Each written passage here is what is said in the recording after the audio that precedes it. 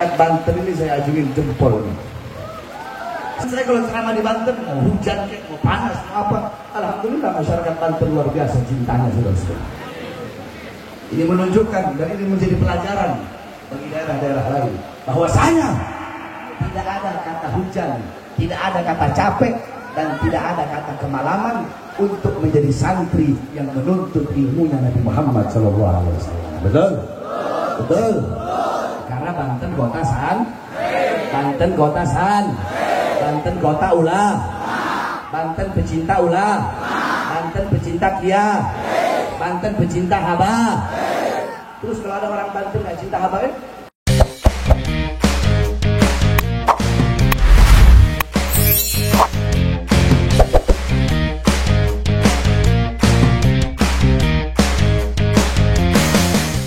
Allahi wa barakatuh.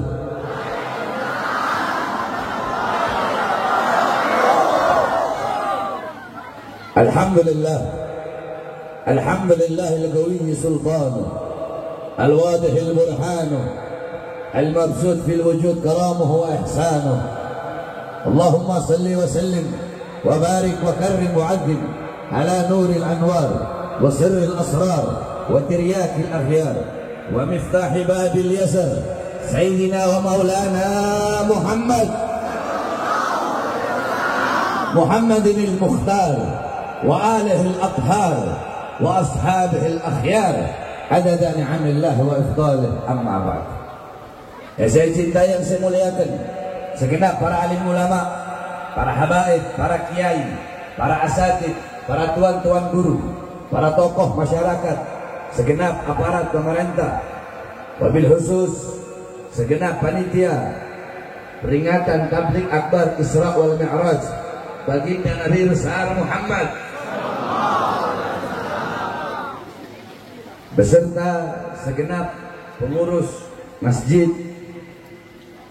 yang saya cintai, yang saya muliakan, segenap hadirin hadirat, bapak-bapak, ibu-ibu, khususnya para pemuda-pemudi umat baginda Nabi besar Muhammad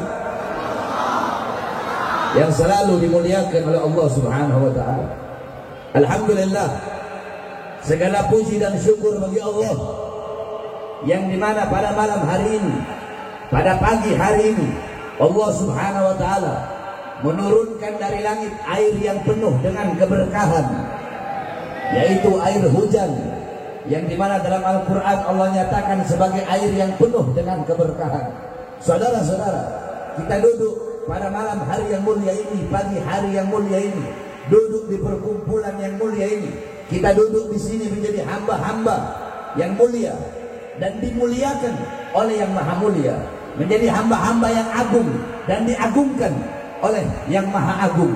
Kita menjadi hamba-hamba yang terpuji dan dipuji oleh zat yang dimana zat itu adalah zat yang berhak menerima segala pujian, yaitu Allah Subhanahu wa taala.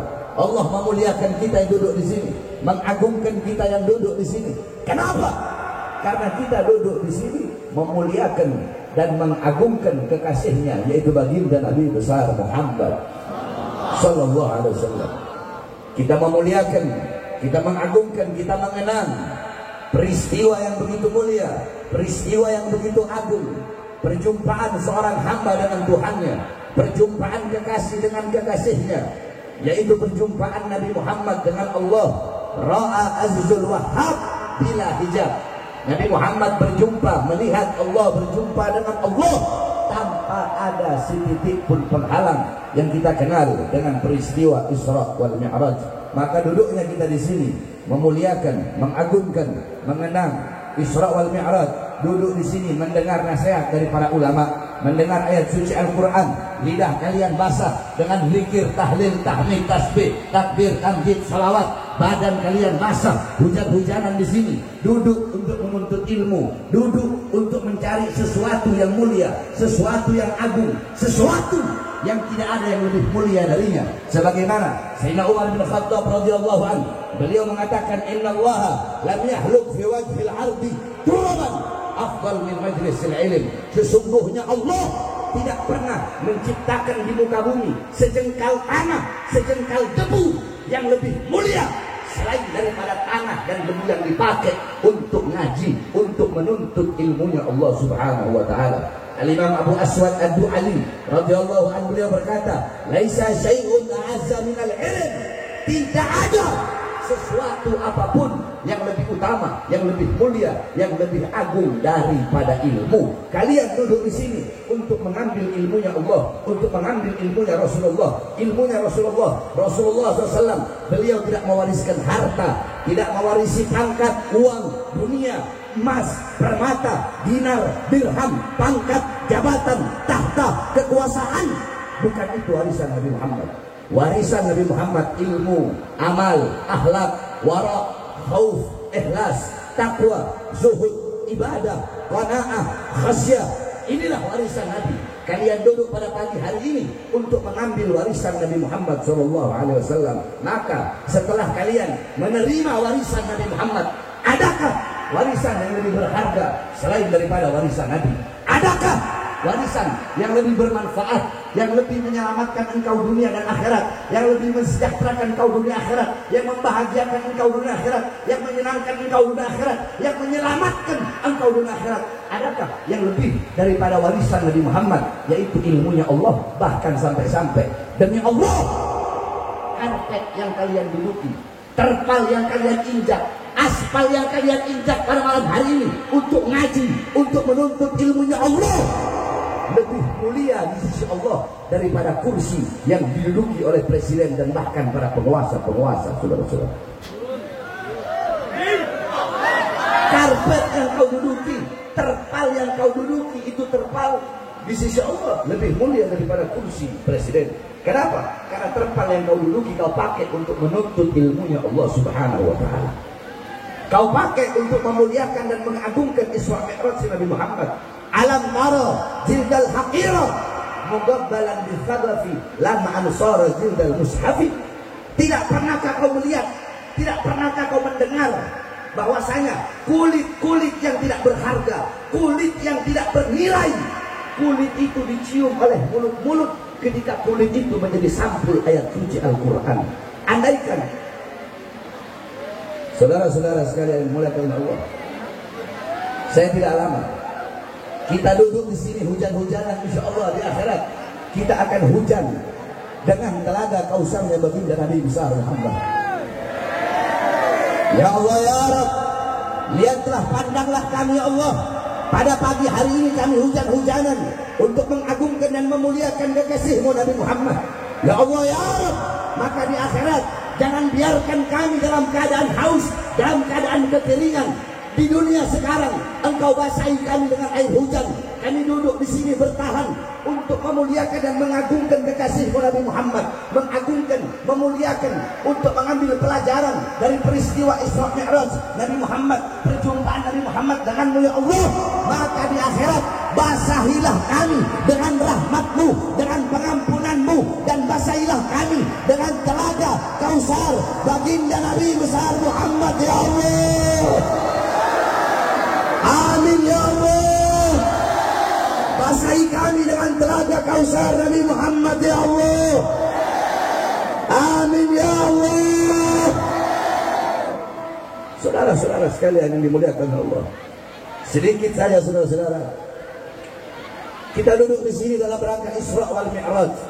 Saya kalau mau jelasin Isra Mi'raj sebulan gak habis-habis saudara-saudara. Saya kalau mau menjelaskan tentang Isra Mi'raj panjang lebar. Intinya banyak para ulama-ulama dalam kitab-kitab salaf, beliau-beliau menjelaskan, menceritakan tentang peristiwa Isra wal Mi'raj. Ada kitab As-Siraj Al-Wahhaj fi Haqa'iqil Mi'raj karangan Imam Abu Ishaq Muhammad ibn Ibrahim An-Nu'mani Asy-Syafi'i. Kemudian ada kitab Al-Mi'raj karangan Imam Abdul Karim Al-Kushairi. Kemudian ada kitab Ar-Risalah fil Mi'raj karangan Imam Abdul Hasan Ali bin Muhammad Al-Lakhmi. Kemudian ada kitab Ayatul Kubra fi Syarah Qissatul Isra karangan daripada Imam As-Suyuti. Kemudian ada kitab Al-Ayah Az-Zahimah Al-Bahirah fil Mi'raj Sayyid Ahli Dunya wal Akhirah karangan Al-Imam Al-Hafidh Syamsuddin Muhammad ibn Yusuf Asy-Syami Ad-Dimashqi. Satu lagi kitab karangan beliau Al-Ayah Al-Bayyinat fil Mi'raj Sayyidi Ahlul Ardi was Samawat. Kemudian ada kitab An-Nurul Wahhaj fi Qissah Isra wal Mi'raj karangan Imam Ali Zainal Abidin bin Muhammad Al-Hadi Al-Barzanji yang disyarahkan oleh cucunya, diberi nama kitab Tajul Ibtihaj ala Nuril Wahhaj karangan Imam Ja'far bin Ismail Al-Barzanji. Kemudian ada kitab Qissatul Mi'raj karangan Sayyid Usman Syata bin Muhammad Syata. Kemudian ada lagi kitab Nailul Muna wal Ghaya As-Sa'ul fil Mi'raj Nabiyil Mukhtar Ar-Rasul. Kemudian ada kitab Hulan Ad-Dibaj Al-Matruzah fil Qissah Isra wal Mi'raj. Kemudian ada kitab Qissatul Mi'raj karangan Imam Najmuddin Al-Ghaiti.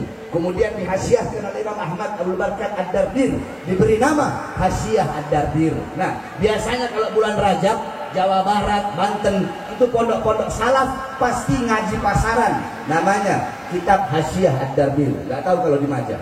Kalau di Majah biasanya Rojab, pondok-pondok salaf, salafi itu pondok-pondok salaf, itu biasanya kiai-kiainya pasti ngaji pasaran Hasyiah Ad-Dardir. Itu daerah Banten, Jawa Barat, itu sudah menjadi lumrah di semua pondok-pondok pesantren. Dan masih banyak lagi. Kemudian ada kitab Qissatul Mi'rajnya Sayyid Usman Syata bin Muhammad Syata. Ada kitab Al-Anwar Al-Bahiyah fil Mi'raj Khairil Bariyah karangan Abuya Sayyid Muhammad bin Ali Al-Maliki. Kemudian ada lagi kitab Afdalul Manhaj fi Isbat Isra wal Mi'raj. Kemudian ada kitab Dawus Siraj fi Fadli Rajab wa Qissah Al-Mi'raj karangan Sayyid Muhammad Amin Al-Kurdi. Kemudian ada kitab Minhaj Syami Mukhtasar Mi'raj Syami karangan Syekh Yusuf bin Ismail An-Nabhani. Kemudian ada kitab Mi'raj Al-Mi'raj An-Nabawiyah karangan Syekh Hasan Asy-Syati. Kemudian ada kitab Al-Isra wal Mi'raj Mu'jizatul Kubra li Sayyidil Anbiya karangan Imam Asy-Syanafi Al-Jauhari. Kemudian ada kitab Al-Isra wal Mi'raj karangan Imam Muhammad bin Ja'far Al-Qattani. Dan masih banyak lagi kitab-kitab para ulama yang menjelaskan tentang Isra wal Mi'raj. Saudara-saudara, kalau saya jelaskan Isra wal Mi'raj panjang lebar. Intinya saja, Isra wal Mi'raj adalah dalam Al-Quran Allah Subhanahu wa taala berfirman, Subhanalladzi asra bi 'abdihi lailan minal masjidil haram ilal masjidil aqsa. Kalau saya mau jelaskan subhana bermakna tanzih, yakni tanzih Allah min kulli su'in. Subhana bermakna tanzih. Subhana itu artinya adalah mensucikan Allah dari segala keburukan. Subhana bermakna tanzih. Subhana bermakna al-bara'ah, bara'ah lillah min kulli naqsin. Subhana, kalau ada kalimat tasbih, kalau ada ayat Quran diawali dengan kalimat subhana, itu berarti itu ayat tidak sama dengan ayat-ayat yang lain. Kalau ada subhana, berarti Allah ingin menunjukkan kalau itu kejadian, atau itu peristiwa, atau itu hal, atau itu waktu, atau itu suatu perintah, atau apapun itu, kalau diawali dengan subhana, berarti hal itu bukan hal yang biasa, melainkan hal yang luar biasa. Karena Isra wal Mi'raj adalah hal yang tidak masuk akal, makanya Allah pakai kata subhana. Untuk apa? Tanzih Allah min kulli naqsin, untuk membersihkan Allah, mensucikan Allah dari segala kekurangan. Bahwasanya tidak ada yang mustahil bagi Allah. Subhanalladzi asra bi 'abdihi, maha suci zat yang telah mengisrakan abdihi, hambanya. Al-'abd, ma makna al-'abd? Apa makna hamba dalam ayat tersebut? Makna hamba dalam ayat tersebut, al-'abd adalah hamba yang utuh. Ra'a bi'alatil 'ain, sami'a bi'alatil 'udun, takallama bi'alatil lisan. Hamba adalah hamba yang utuh, yang melihat dengan alat mata, mendengar dengan alat telinga, menyentuh dengan alat tangan, merasa dengan alat hati, berjalan dengan alat kaki. Ini adalah hamba yang utuh. Sebab ada sebagian ulama berkata Rasulullah Isra Mi'raj itu hanya ruhnya saja. Tetapi dengan ayat ini menunjukkan bahwasanya Rasulullah Isra Mi'raj bil jasad wal ruh, dengan jasad, dengan ruh, yaqdatan, dalam keadaan sadar, dalam keadaan terjaga. Laisa fil manam, bukan dalam mimpi, tapi dalam keadaan sadar, dalam keadaan terjaga, berjumpa langsung dengan Allah Subhanahu wa taala. Isra dari Masjidil Haram ke Masjidil Aqsa. Apa itu Masjidil Haram? Masjidil Haram tempat yang mulia, tempat yang agung, yang dimana dikatakan oleh Rasulullah SAW, salatun fi masjid hadha afdal min alfi salatin fi ma siwahu illa Masjidil Haram. Salatun fi Masjidil Haram afdal min mi'ati alfi salatin fi ma siwahu. Salat di masjidku ini, Masjid Nabawi, lebih utama daripada 1000 kali sholat dibandingkan masjid-masjid yang lain kecuali Masjidil Haram. Sholat di Masjidil Haram sama seperti 100.000 kali sholat dibandingkan dengan masjid-masjid yang lain. Minal Masjidil Haram ilal Masjidil Aqsa. Dari Masjidil Haram ke Masjidil Aqsa.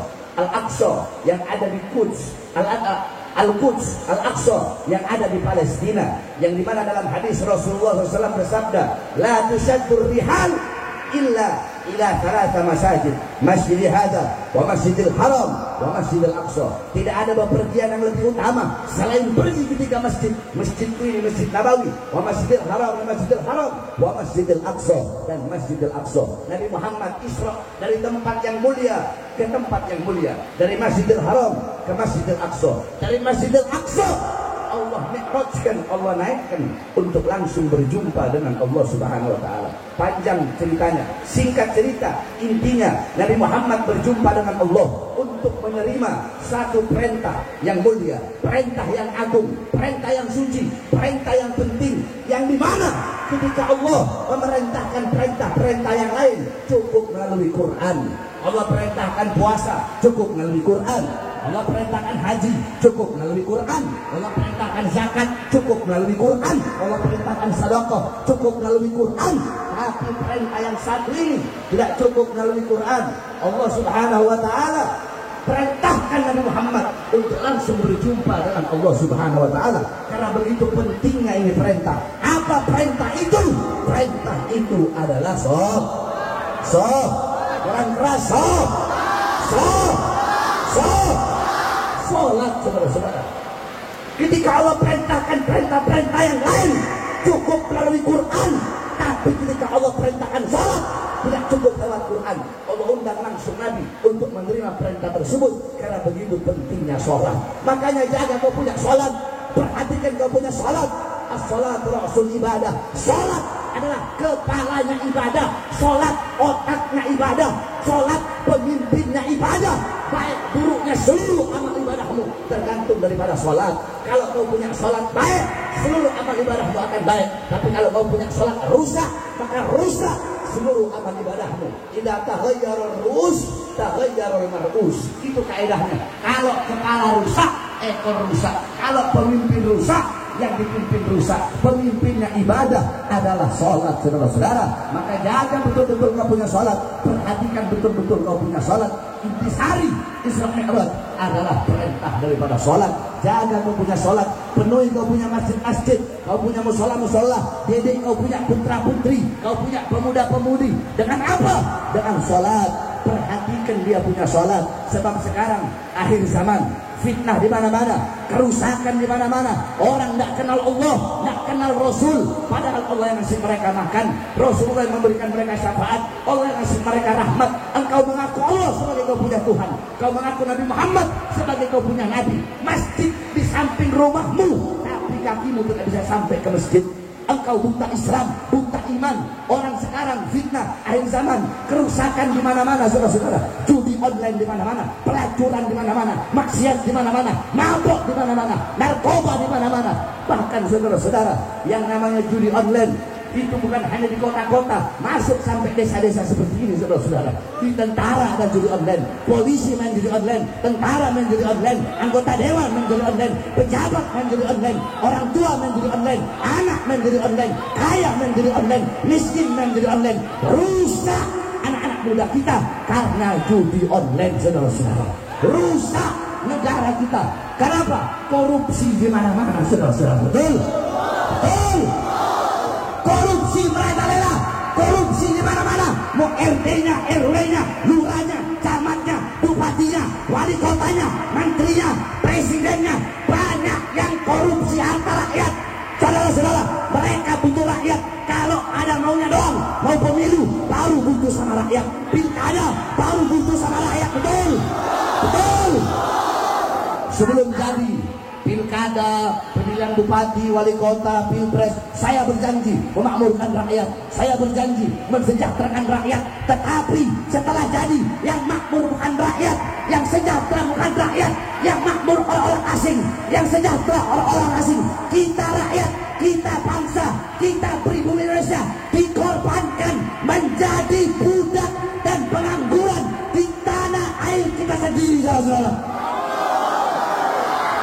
Ini yang terjadi, betul? Betul. Hukum tajam ke bawah, tumpul ke atas, saudara.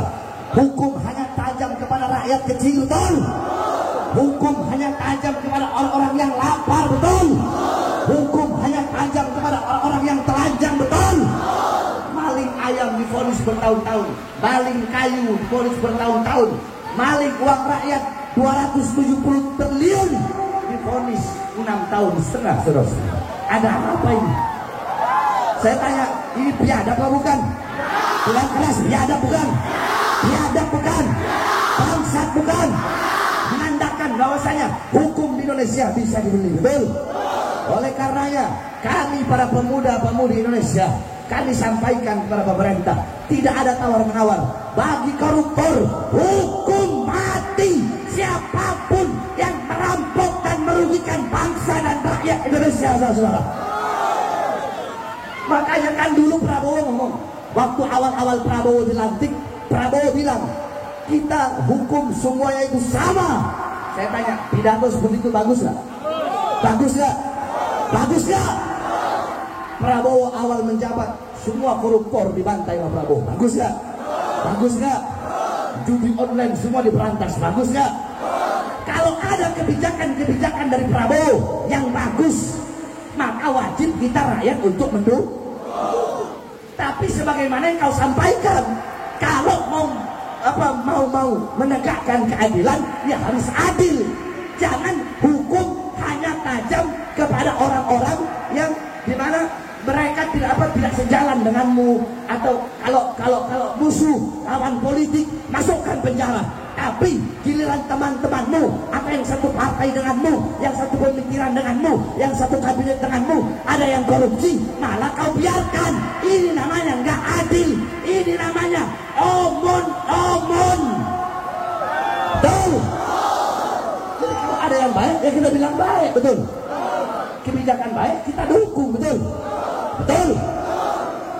Bang Albin Smith, orang ngomong, Habib Bahar, kalau Prabowo udah dilantik jadi presiden, gak bakal berani ceramah lagi. Keras.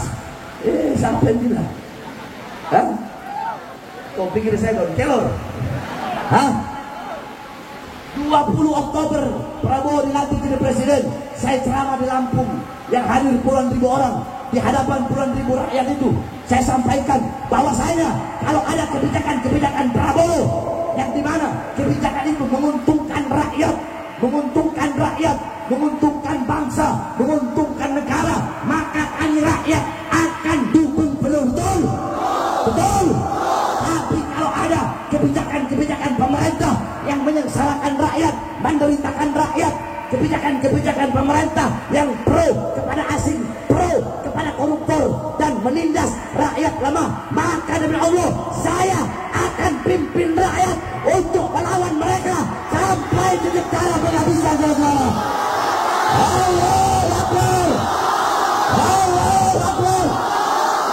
Masyarakat Maja siap lawan pengkhianat bangsa, siap lawan koruptor, siap habisi koruptor, siap lawan kezaliman, siap lawan kemungkaran, siap hancur demi Islam, siap hancur demi Indonesia, siap mati demi merah putih. Allahu Akbar. Indonesia merdeka, merdeka, merdeka. Allahu Akbar. Koruptor dihukum 6,5 tahun. Kalau 6,5 tahun gara-gara 270 orang, 271, 267 triliun merugikan negara, cuma dihukum berapa? 6 tahun. Soalnya saya nggak lihat begini, cuma lihat sekilas saja. Saya bilang, ini negara apa yang buat begini, betul? Betul. Terus orang-orang bilang, kalau gitu salahkan hakim. Salahkan hakim. Harusnya pemerintah bertindak. Ada apa ini? Periksa itu hakimnya, betul? Periksa itu hakim. bisa jadi tuh hakim disuap, bisa jadi tuh hakim disogok. Karena Indonesia itu yang penting uang, ujung-ujungnya duit, saudara-saudara. Karena saya sudah berkali-kali masuk penjara, saya paham bagaimana itu. Oleh karena kita sampaikan kepada pemerintah, hei pemerintah, jangan main-main terhadap korupsi di Indonesia, betul? Jangan main-main sama bangsa, betul? Jangan main-main sama rakyat, betul? Indonesia bukan punya kakek moyang kalian. Indonesia bukan milik presiden. Indonesia bukan milik Prabowo, betul? Indonesia bukan milik Jokowi, betul? Indonesia bukan milik Megawati, betul? Indonesia bukan milik Panglima TNI, betul? Indonesia bukan milik Kapolri, betul? Indonesia bukan milik PDI, betul? Bukan milik Gerindra, bukan milik Golkar, bukan milik PKB, bukan milik PKS, bukan milik PAN, bukan milik partai manapun. Indonesia bukan milik presiden, bukan milik anggota dewan, bukan milik partai manapun, tapi Indonesia milik kita bersama. Dan kami bangsa pemuda-pemudi Indonesia bersumpah demi Allah, selama darah kami masih merah, tulang kami masih putih, merah putih, maka selama itu kami pemuda-pemudi Indonesia bersumpah akan berada di barisan paling depan, rela hancur untuk bangsa. Kami tidak akan berhenti berjuang, karena jiwa kami jiwa pejuang. Dimanapun diletakkan, tetap kami akan bertahan. Tidak peduli seberapa besar siksaan, ancaman, dan hukuman, tetap kami akan berada di barisan paling depan. Tidak akan berhenti sampai mati membela Indonesia. Tidak akan mundur walaupun harus hancur, saudara-saudara. Allahu Akbar, Allahu Akbar, Allahu Akbar. Saya tanya sekali lagi, siap pasmi koruptor? Siap lawan pengkhianat bangsa? Siap lawan kebijakan-kebijakan yang menyengsarakan rakyat? Siap lawan kebijakan-kebijakan yang menyusahkan rakyat? Allahu Akbar. Merdeka! Merdeka! Merdeka! Merdeka! Allahu Akbar. Mudah-mudahan kita doakan agar Allah jadikan pemerintah ini pemerintah yang baik, yang taat kepada Allah, patuh kepada Allah. Ya, sekali lagi, Prabowo jangan mau diatur sama Jokowi, betul? Lanjutkan perjuangan. Selama kau benar, selama kau berada di jalan bangsa, di jalan rakyat, kami rakyat akan selalu mendukungmu, betul? Kita akan mudah-mudahan Allah berikan istiqomah, Allah berikan kekuatan dalam setiap langkahan kaki. Ya, kalau mau dihitung-hitung rezim sekarang sama rezim sebelumnya, ya agak mendingan lah rezim sekarang, betul? Betul. Makanya besar harapan kami kepada pemerintah sekarang untuk bisa menyamaratakan hukum harus adil, jangan tajam di atas tumpul di bawah, tapi hukum jangan tumpul di atas tajam di bawah, hukum harus tajam di atas tajam juga di bawah, betul? Tidak peduli mau kawan kek, mau lawan kek, mau siapapun menyengsarakan rakyat, korupsi, tantang mereka, habisi mereka. Insya Allah Indonesia akan menjadi negara baldatun tayyibatun wa rabbun ghafur. Amin amin ya rabbal